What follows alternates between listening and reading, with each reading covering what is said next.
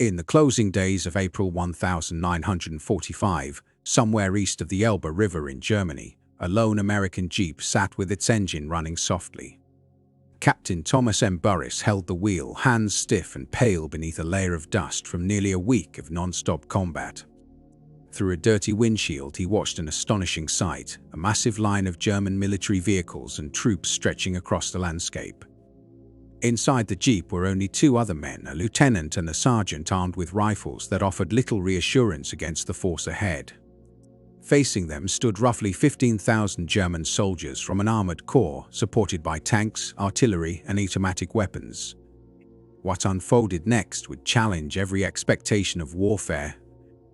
One vehicle and 3 paratroopers confronted an entire enemy formation. Within half an hour, however, that German force would surrender without firing a shot.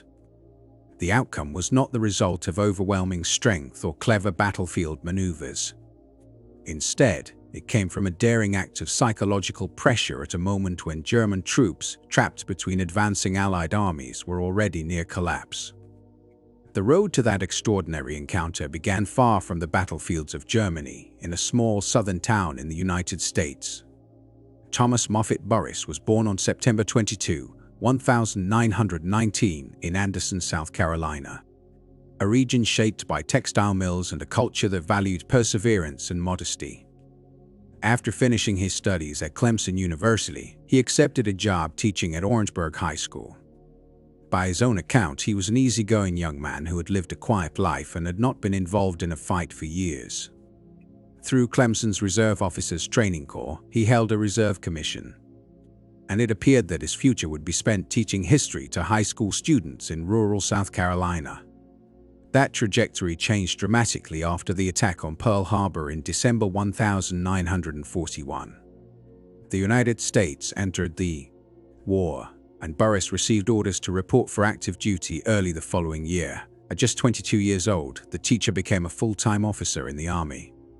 Rather than remain in a conventional role, he volunteered for airborne service, joining the newly developing Parachute Infantry. The training was demanding and eliminated many candidates, but Burriss excelled. Under pressure, he demonstrated composure, decisiveness, and a readiness to take calculated risks, qualities that quickly marked him as a capable leader. In April 1942, he joined the newly organized 82nd Airborne Division and became the first officer assigned to the 3rd Battalion of the 504th Parachute Infantry Regiment. The division drew personnel from across the United States, earning it the nickname All-American. Soldiers from farms, factories, ranches, and cities trained together to form one of the Army's most effective airborne units. German forces would later give the 504th their own nickname after encountering them in combat. Devils in baggy pants, a reference to the distinctive parachute trousers worn by American airborne troops and to their tenacity when surrounded. By mid-1943, the regiment deployed to North Africa and soon took part in the Allied invasion of Sicily. On July 9, Burriss made his first combat jump, descending at night under anti-aircraft fire. After landing in scattered conditions, he regrouped his men and led them toward their objective, setting a pattern that would repeat throughout the war.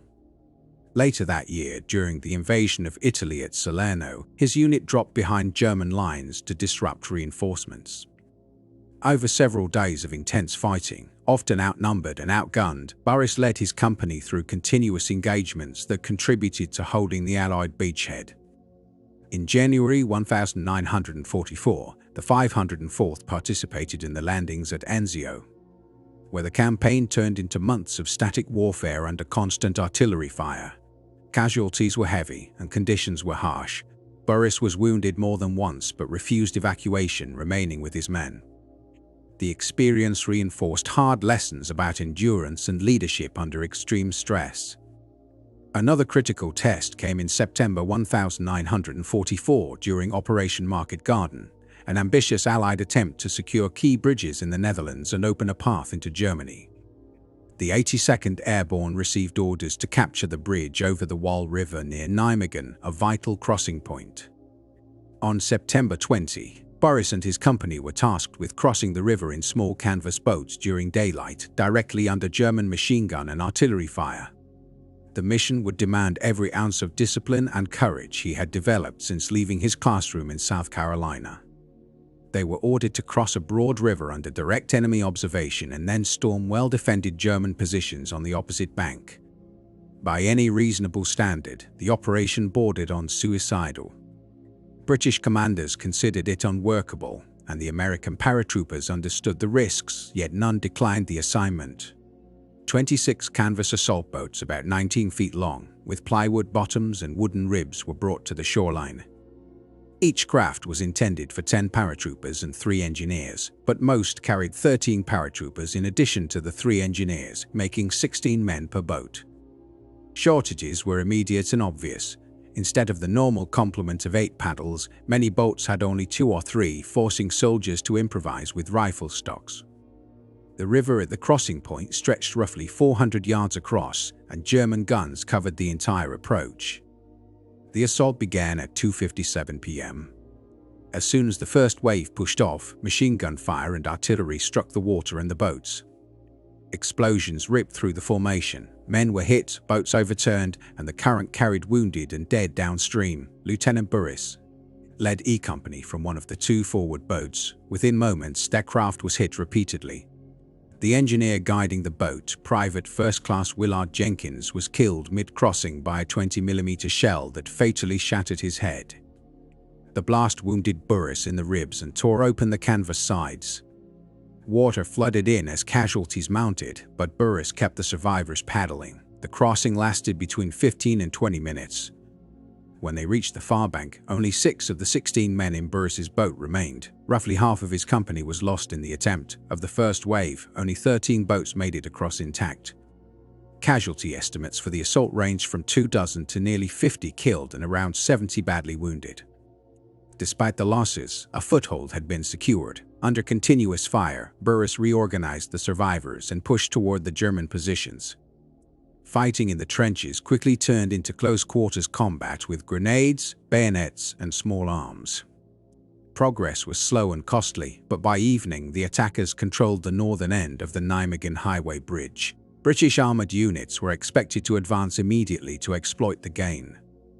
4 Sherman tanks from the 2nd Grenadier Guards crossed the bridge at about 7 p.m., then halted. Burriss waited for them to continue, but they did not move.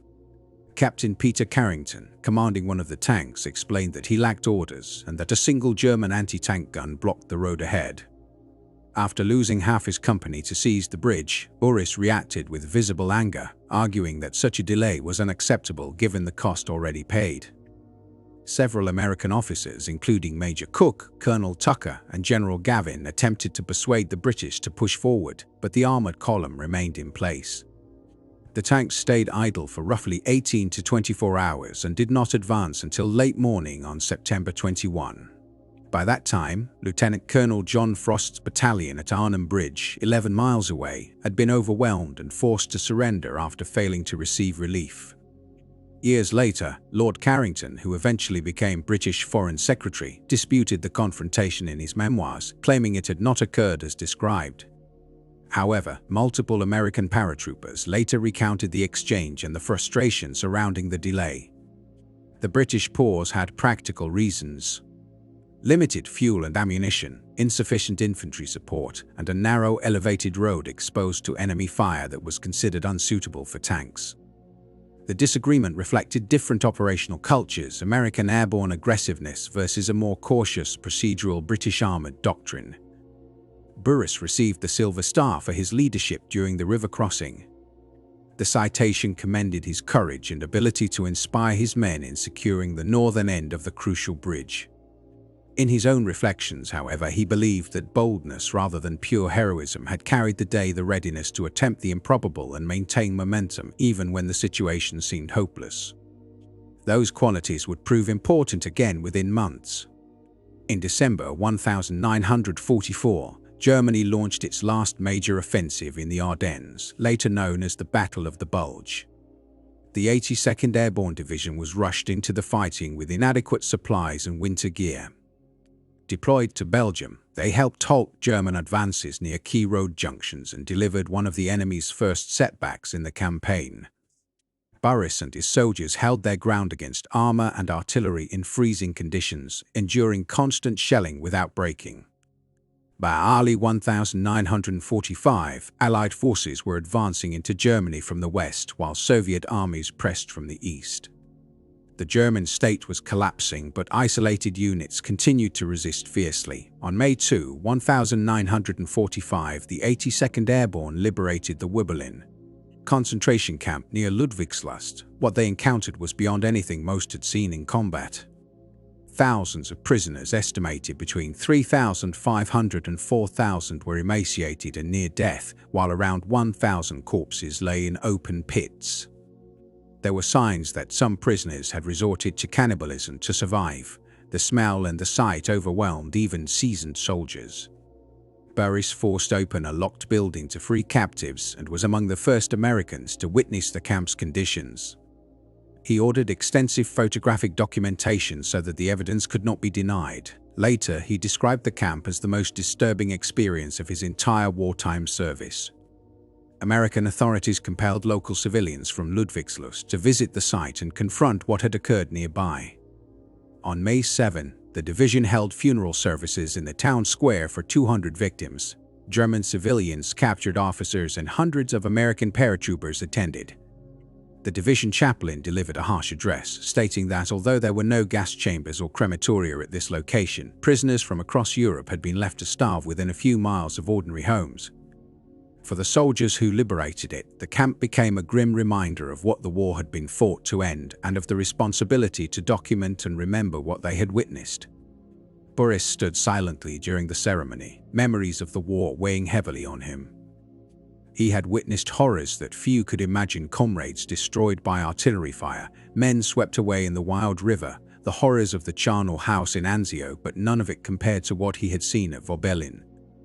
That camp had shown him the extremes of human cruelty, and he realized that defeating Germany alone would not prevent such atrocities from recurring. By the end of April 1945, Allied commanders faced a critical choice. Soviet troops were advancing on Berlin from the east, while American forces had reached the Elbe River from the west. Supreme Allied Commander Dwight Eisenhower instructed American units to stop at the Elbe, leaving Berlin to the Soviets in line with agreements made at the Yalta Conference. The city lay within the Soviet occupation zone, and there was no strategic reason for US forces to fight through it. Burriss, then 25, found the order nearly unbearable. Having fought for nearly 3 years with Berlin just 40 miles away, he could not simply wait while the war drew to a close. Restless and determined, he was a man driven to act rather than remain idle. Late that month, on an uncertain day, Burriss decided to take initiative. Speaking to his lieutenants and sergeants, he said he could no longer stay put and suggested they take his jeep and explore the area, partly out of curiosity, partly out of impatience. This was neither a sanctioned reconnaissance nor a formal operation. It was simply 3 paratroopers venturing into enemy territory. They drove roughly 40 miles toward Berlin, navigating roads clogged with civilians fleeing the Soviet advance. Families pushed carts of their belongings, children wept, and the elderly struggled along, exhausted. German society had fractured, authority had vanished, and fear dominated the streets. Suddenly, Burriss spotted a long column of German military vehicles stretching as far as he could see: tanks, half-tracks, artillery, troop carriers, and supply trucks. This was not a scattering of retreating units. It was a coordinated formation, likely a full panzer corps numbering 15,000 or more. Logic dictated retreat and reporting the sighting to division command, but Burriss had always taken risks that others would avoid. He chose a different approach. He drove straight toward the enemy column. His lieutenant and sergeant silently prepared their rifles, ready to fight if necessary. When they reached the lead vehicle, Burriss stepped out and approached the officer standing beside it, a German captain who, by chance, spoke English. Burriss calmly announced that he had come to accept the surrender of the troops. His demeanor was composed, almost casual, despite the sheer audacity of confronting a massive force with only 3 men and a single jeep. The German captain stared in disbelief, first at Burriss, then at the small American vehicle and its 2 occupants. His expression shifted from confusion to skepticism, and finally to a hesitant amusement. "Are you out of your mind?" he asked, his heavily accented English betraying both incredulity and caution. The encounter, improbable as it was, relied entirely on Burriss's boldness, a daring gamble that reflected the audacity he had honed since jumping into Sicily 2 years earlier. Burriss met the German captain's gaze without hesitation. "I have an entire force of paratroopers and tanks right behind me," he said calmly. "And the Russians are closing in on you. Who do you want to surrender, to us or them?" It was a complete fabrication. No troops waited behind him, no armored vehicles, nothing but the same empty stretch of road. Yet the German officer had no way of knowing that. What mattered most was that he desperately hoped Burriss might be telling the truth. If not, surrendering to the Soviets was his only option. And every German soldier understood the grim consequences. The Red Army's campaign on the Eastern Front had been catastrophic for the Soviets, with over 20 million civilians dead, entire cities razed, and a nation brought to the brink of collapse. The soldiers advancing into Germany carried the memory of that devastation and an intense desire for revenge. Rumors circulated of brutal retribution, executions, and harsh treatment of prisoners. Whether true or exaggerated, these accounts terrified German troops. In contrast, captivity under American forces was viewed as relatively humane. The Allies adhered to the Geneva Convention and treated prisoners with a degree of civility, sparing officers from immediate execution. Faced with Burriss, the German captain weighed his options. He could challenge the claim, attempt to seize the small group of paratroopers, and continue retreating, eventually falling into Soviet hands. Or he could accept the opportunity to surrender to the Americans, a slim but real chance to survive. After a tense pause, the captain signaled to a few fellow officers and they huddled briefly, debating whether to risk the Americans' bluff or move east toward the Red Army. Burriss remained still, projecting confidence even as adrenaline surged within him. Minutes later, the captain returned, hand on his holster. Burriss and his men readied themselves. The German officer drew his pistol but, instead of aiming, turned it over, presenting it to Burriss in a gesture of surrender. Burriss accepted, nodding as the captain saluted. Word spread quickly down the column: surrender to the Americans. Soldiers dismounted, stacked weapons, and followed officers' instructions with disciplined efficiency. Though defeated, they remained organized. Burriss now faced an immediate logistical problem: 15,000 surrendered German soldiers with no means to secure or transport them, no communication with his division, and only a jeep with 2 men. He instructed the German officers to lead their troops westward toward American lines while he and his men followed at the rear, acting as guides. For hours, the column moved through deserted villages and abandoned checkpoints. Passing American patrols watched in astonishment as the story spread rapidly. An entire Panzer Corps had capitulated without a single shot. Upon reaching 82nd Airborne Headquarters, Burriss encountered his colonel, who was torn between reprimand and praise. Burriss had clearly defied orders, taking risks that could have led to disaster, yet he had achieved a remarkable victory. After several days of deliberation, higher command decided that the outcome justified the audacity. Burriss was recommended for commendation.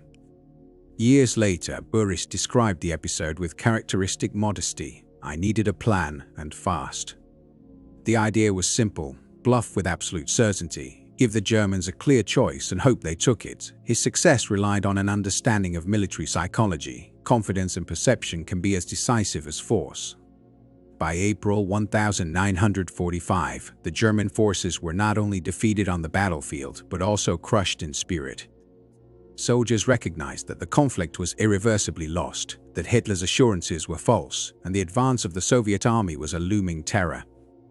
Exhaustion and fear defined their existence, and many were desperate for any means of surrender. Burriss provided that pathway. On May 8, 1945, Germany formally capitulated, ending the war in Europe. Hitler had died by suicide in his Berlin bunker on April 30, and the so-called Thousand-Year Reich had endured only 12. The 82nd Airborne Division was assigned to occupation duty in Berlin, and General George S. Patton reviewed the paratroopers, awarding them the title America's Guard of Honor.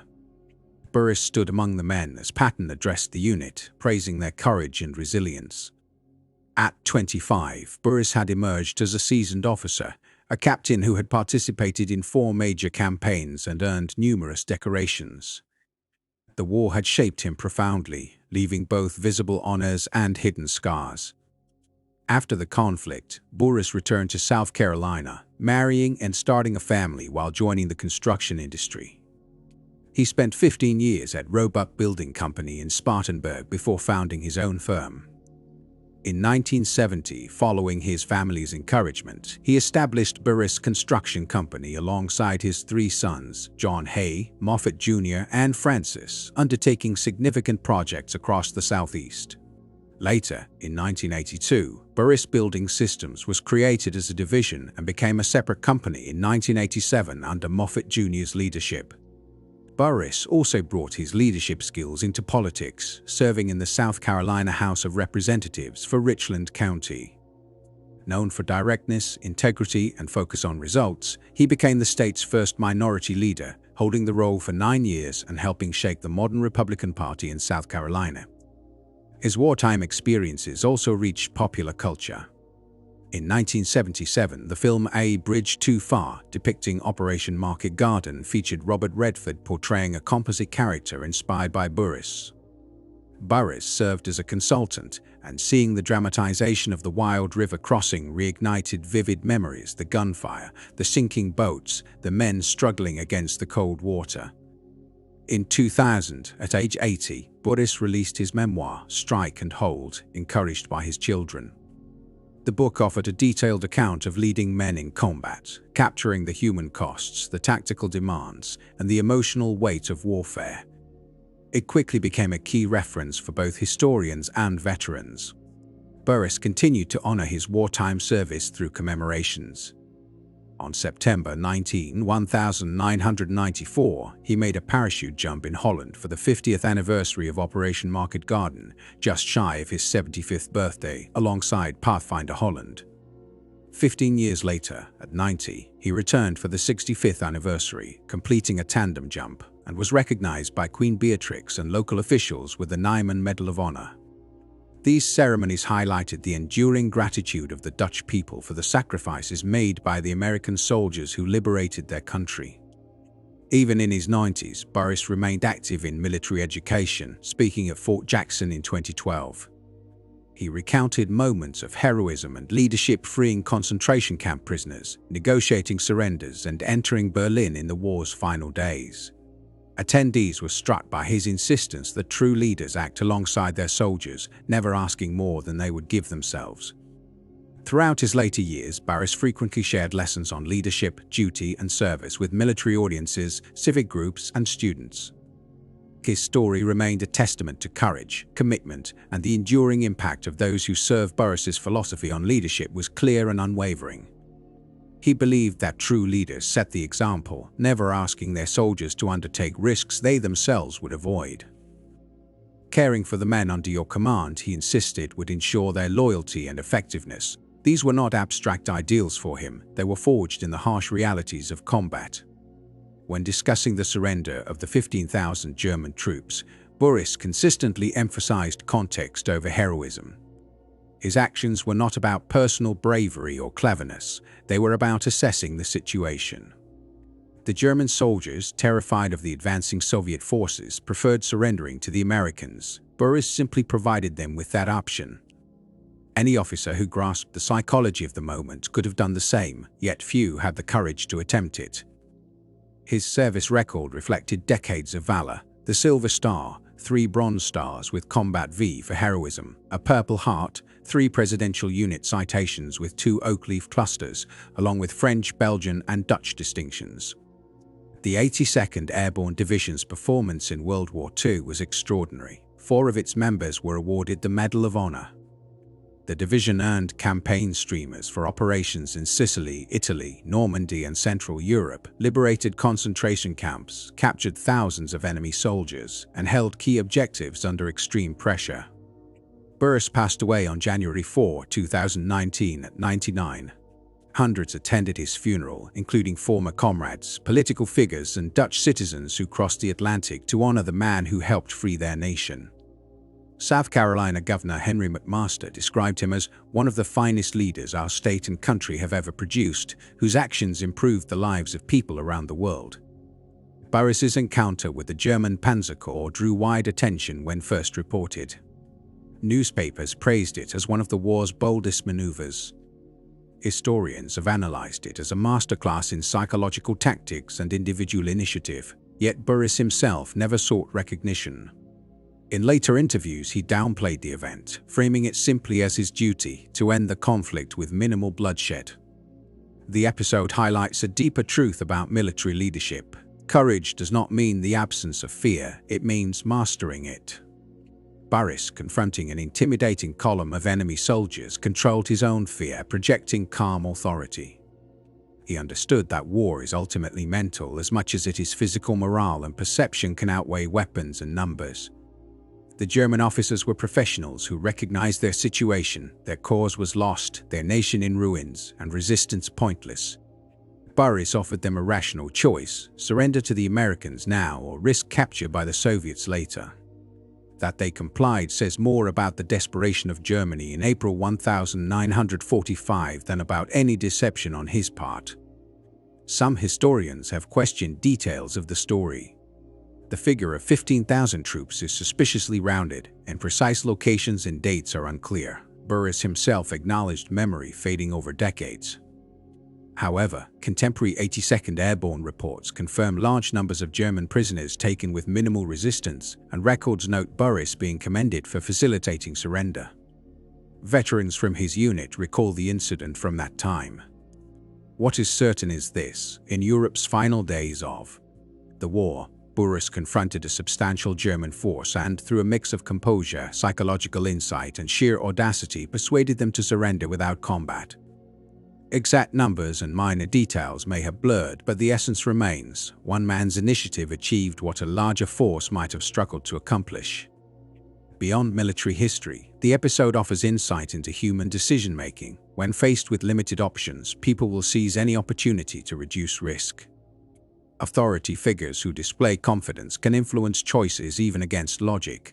Burriss intuitively understood these dynamics, relying not on formal study but on experience and empathy.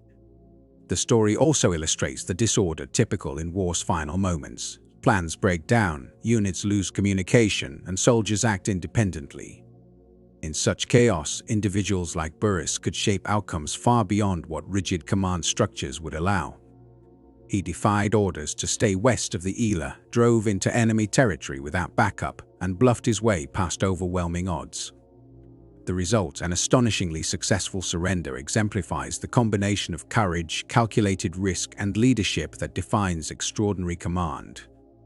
In contrast, consider the British tank commander at Naming, who had superior firepower and clear directives, but hesitated at a single anti-tank gun.